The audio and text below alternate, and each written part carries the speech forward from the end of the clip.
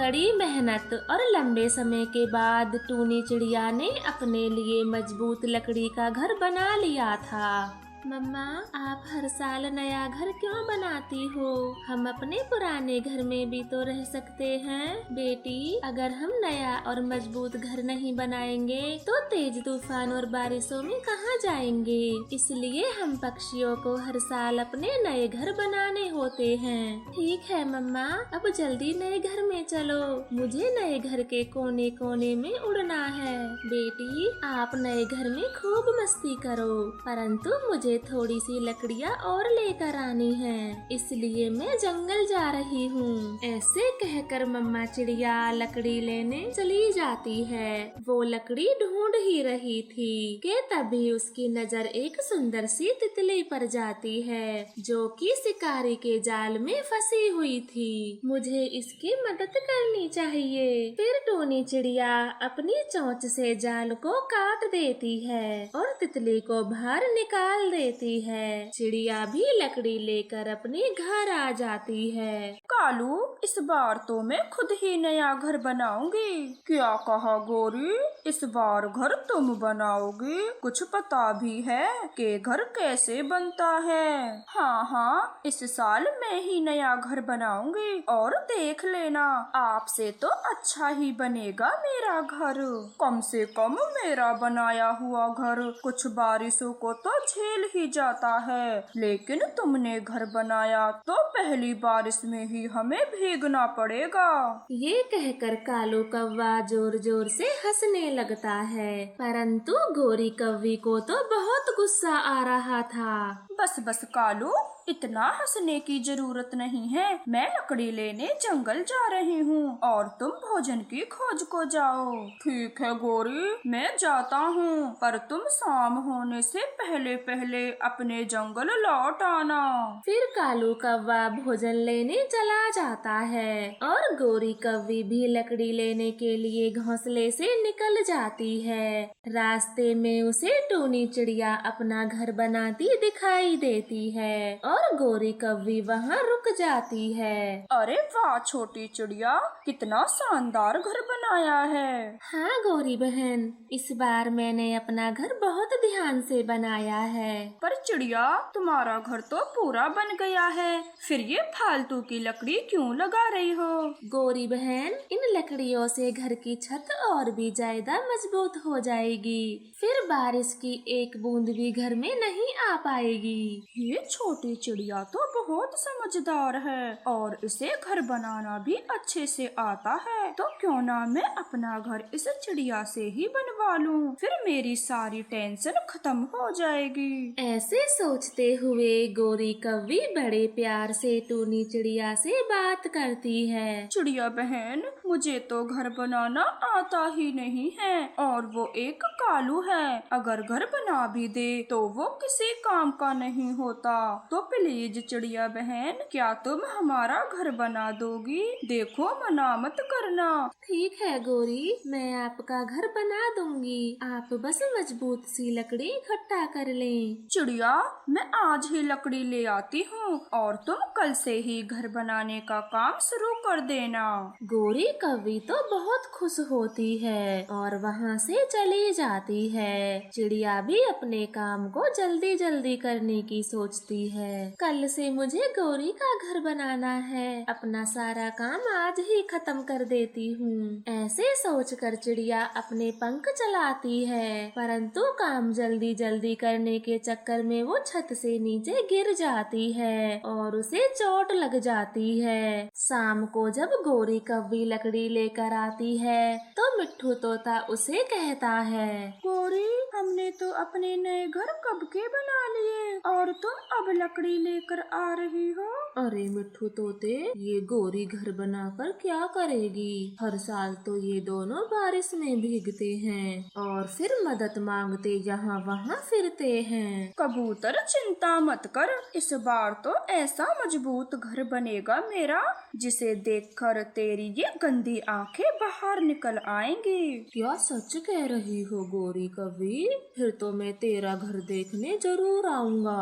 आ जाना, आ जाना। जब मेरा घर पूरा बनकर तैयार हो जाए तो तुम दोनों आ आ जाना। ऐसे कहकर गौरी कव्वी अपने घर आ जाती है और अपने पति कालू को घर बनाने की सारी बातें बता देती है। कालू, अब हमें घर बनाने की कोई चिंता नहीं है, क्योंकि कल से वो छोटी चिड़िया हमारा घर बनाएगी। सच गौरी, क्या वो चिड़िया हमारा घर बनाएगी?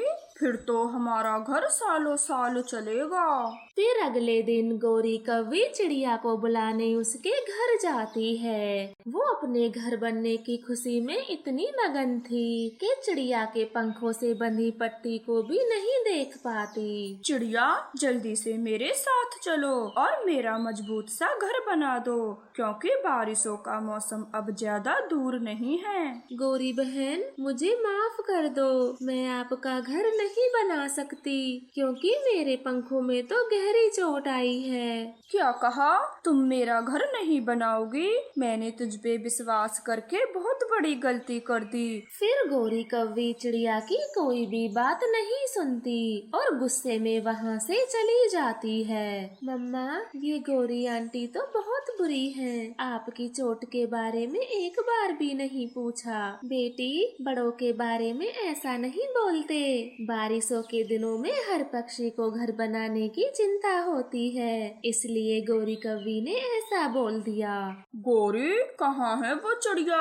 आपके साथ घर बनाने नहीं आई? कालू, उस छोटी चिड़िया ने हमारे साथ धोखा किया है और अब घर बनाने से मना कर रही है। मैं तो जानता था कि वो छोटी चिड़िया बहुत चालाक है, वो हमारा घर कभी नहीं बनाएगी। चलो गौरी, अब मैं ही घर बनाता हूँ। फिर कालू कौवा जल्दी जल्दी अपना घर बनाने लगता है और बारिशों से पहले उनका घर बन जाता है। कालू, इसे तुम घर कहते हो? मुझे नहीं लगता कि इस घर में हम कुछ दिनों भी शांति से रह पाएंगे। गौरी कालू कौवे के घर में नकल निकाल रही थी कि तभी मिट्ठू तोता और कबूतर भी वहाँ पर आ जाते हैं। अरे गौरी, ये है तुम्हारा घर। इस घर को देखकर तो मेरी आंखें खुली की खुली रह गईं। सच में ऐसा घर तो मैंने कहीं नहीं देखा। ऐसे कहकर मिट्ठू तोता और कबूतर जोर जोर से हंसने लगते हैं और गौरी कव्वी को बहुत गुस्सा आता है। मैं उस छोटी चिड़िया को छोड़ूंगी नहीं। आज का पूरा हिसाब किताब बराबर करूंगी। मैं भी देखती हूँ वो अपने घर में कैसे रहती है। फिर कुछ दिनों बाद तेज बारिशें शुरू हो जाती हैं। रात का समय था। सभी पक्षी अपने अपने घरों में सुकून से सोए हुए थे। चलो कालू, हम चिड़िया के घर को तोड़ आते हैं। बड़ा घमंड है उसे अपने घर पर।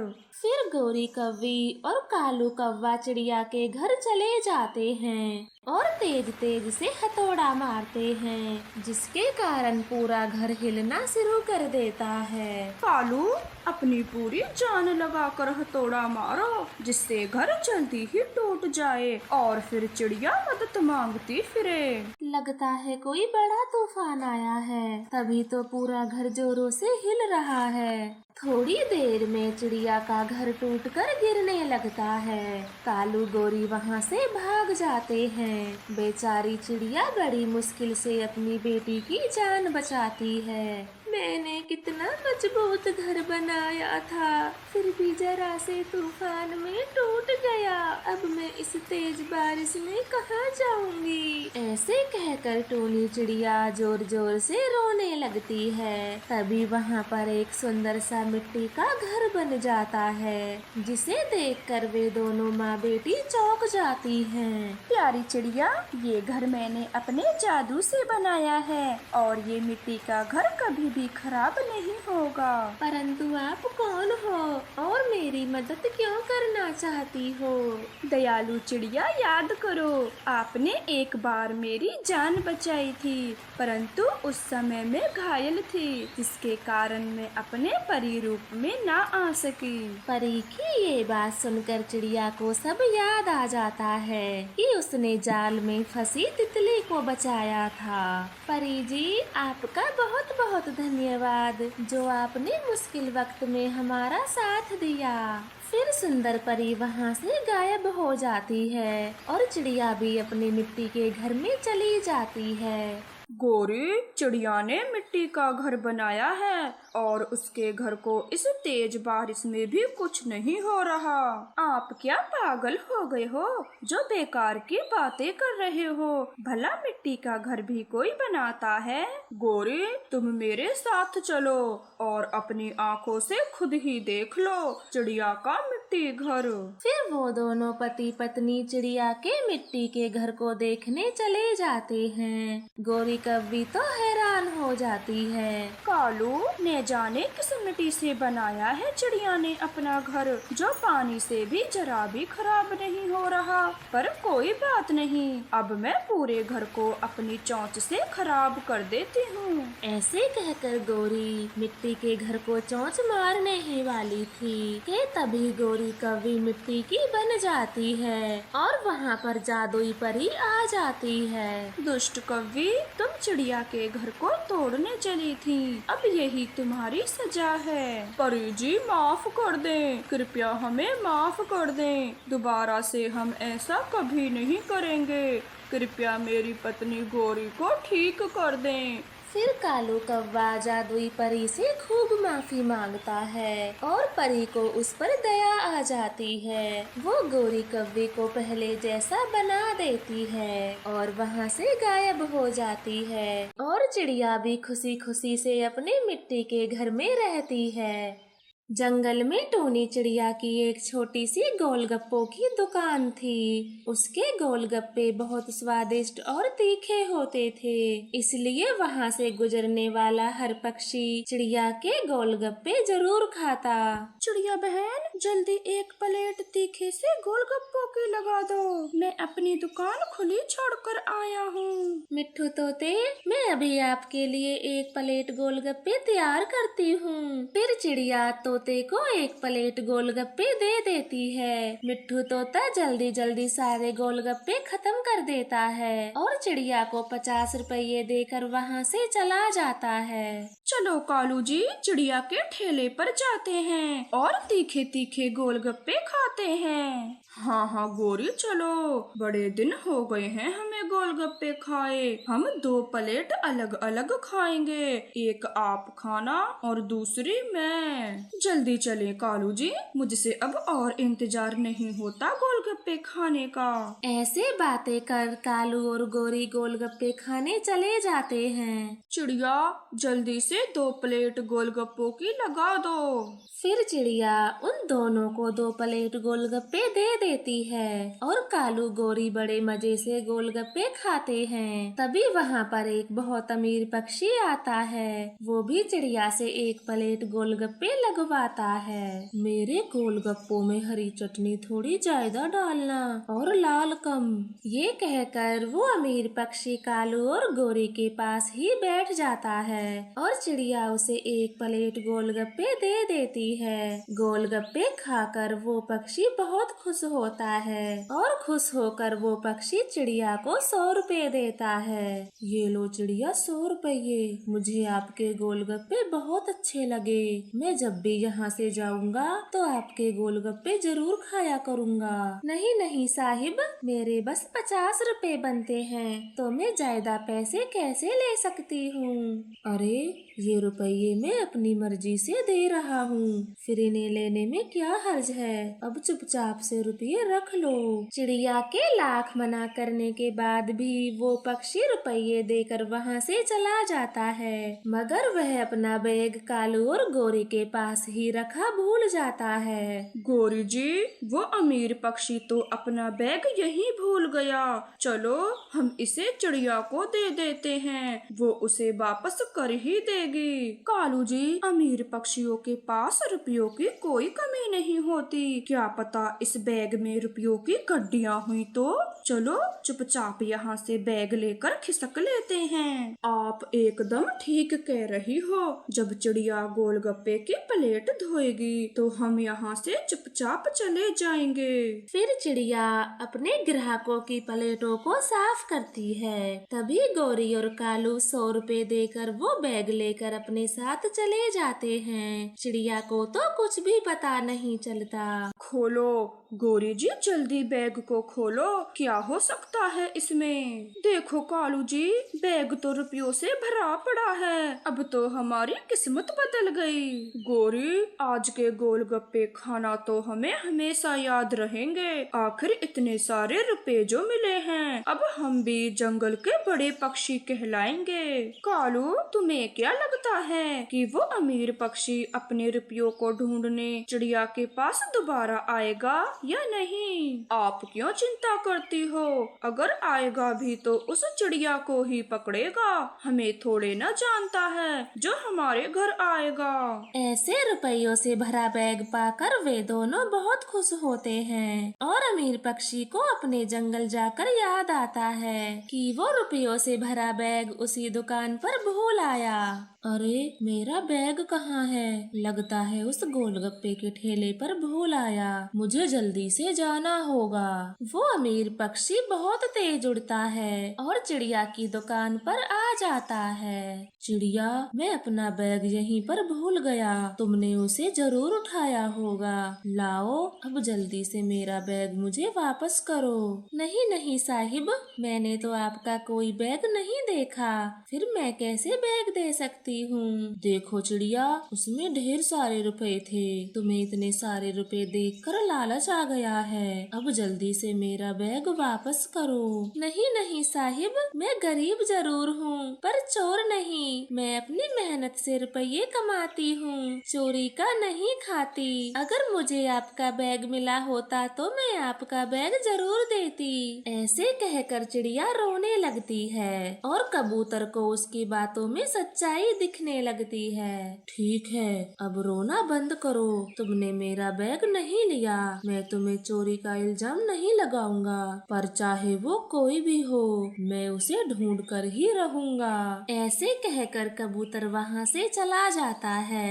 शाम हो गई थी। चिड़िया भी अपने घर चली जाती है। अगली सुबह जब वो गोलगप्पे की दुकान खोलती है तो वे अमीर पक्षी पुलिस की गाड़ी के साथ वहाँ आ जाता है। इंस्पेक्टर साहब, यही है वो जगह जहाँ मैं अपना बैग भूल गया था और वापस आया तो बैग नहीं मिला। चिड़िया, सीधे सीधे से वो बैग लौटा दो, क्योंकि हम जानते हैं वो बैग आपने ही लिया होगा। पुलिस भैया, मैं सच कहती हूँ, मैंने बैग नहीं लिया।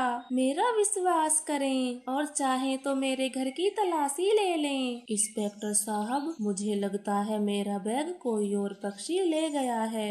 ये चिड़िया मुझे ईमानदार पक्षी लगती है। अगर यहाँ पर कोई सीसीटीवी कैमरा भी लगा हुआ होता तो हमें झट से पता चल जाता कि आपका बैग कौन लेकर गया है। पुलिस भैया, सामने मिट्ठू तोते की पंचर की दुकान है और उसने सीसीटीवी कैमरा लगा रखा है। आप चाहे तो वहाँ जाकर पता कर लें। ये तो बहुत अच्छी बात है। अब तो पता चल ही जाएगा कि बैग कौन लेकर गया है। अब जल्दी चलो।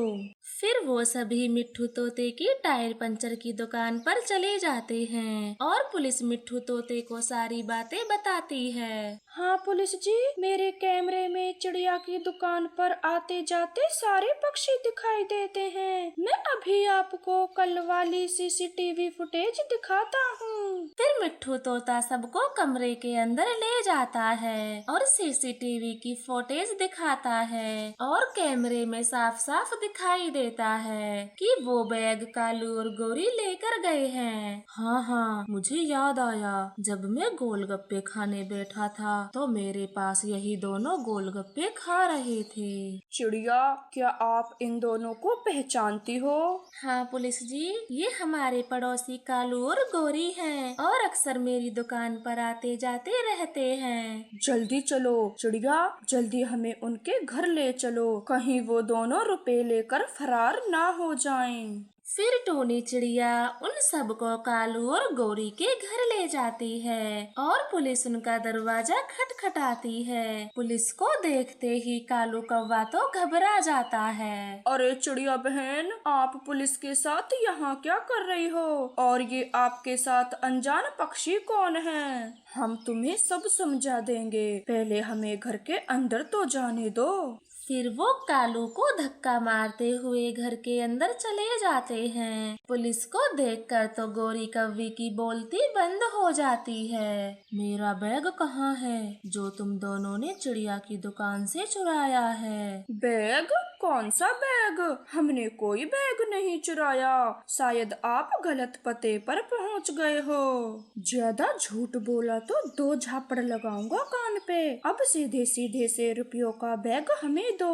कालू गौरी पुलिस की बात को नहीं सुनते और भोले बनने का नाटक करते हैं। तभी एक पुलिस वाला कालू कौवे के गाल पर थप्पड़ मार देता है। याद आ गया, मुझे सब याद है। वो बैग हम ही लेकर आए हैं। गौरी, वो बैग निकाल कर इन्हें दे दो। ना पुलिस जी, मेरे कालू को अब मत मारना, मैं वो बैग अभी देती हूँ। फिर गौरी कौवी वो बैग उनको लाकर दे देती है। अमीर पक्षी अपना बैग पाकर बहुत खुश होता है और चिड़िया को बैग से कुछ रुपए निकाल कर दे देता है। आप सच्ची और ईमानदार पक्षी हो, आज आपकी मदद के कारण मेरा बैग मुझे मिल गया। ये लो, ये आपकी ईमानदारी का इनाम है। अरे साहिब जी, पैसे देने की क्या जरूरत है, सब कुछ मिट्ठू तोते के कैमरे की वजह से हुआ है। कुछ सीखो इस ईमानदार चिड़िया से। चोर पक्षियों, तुम्हें तो शर्म आनी चाहिए, जो बैग को वापस करने के बजाय अपने साथ लेकर आ गए। अब चलो जेल में। पुलिस जी, हमें माफ कर दें, आज के बाद हम ऐसा दोबारा कभी नहीं करेंगे। जब भी कोई चीज मिलेगी तो उसे वापस करेंगे। पुलिस जी, मेरे कालू को जेल मत लेकर जाओ, लालच तो मैंने किया था, वरना कालू ने तो बैग वापस करने को कहा था। हाँ पुलिस जी, आप इन दोनों को छोड़ दो, थोड़ी गलती मेरी भी है, जो अपना इतना कीमती बैग यूं ही भूल कर चला गया। आज इनके कहने से तो तुम दोनों को छोड़ दिया है, तो आगे से ऐसी गलती कभी मत करना। फिर कालू और गौरी को छोड़कर वो सभी वहाँ से चले जाते हैं। तो प्यारे दोस्तों, हमें इस कहानी से ये सीख मिलती है कि हमें कभी भी लालच और चोरी नहीं करनी चाहिए।